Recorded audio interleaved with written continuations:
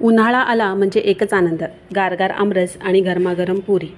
ताज्या आंब्यांचा आज आपण आमरस बनवणार आहोत. हे आंबे आमच्या आडीमध्ये पिकलेले आहेत.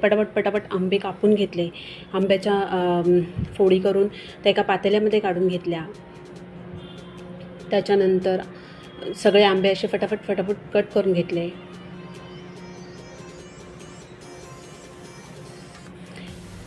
असा पल्प आंब्याचा निघालेला आहे. आता आंबे मिक्सरला वाटून घेऊयात. घरगुती चव, शुद्ध साहित्य आणि प्रत्येक घासात प्रेमाची गोडी म्हणजेच आमरस.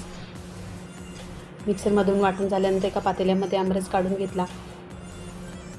रसाळ गोड आंब्यांपासून तयार झालेला हा आमरस आणि गरमागरम पुरी. सर आज संडे स्पेशल आमचा मेनू होता पुलाव, आमरस आणि पुरी.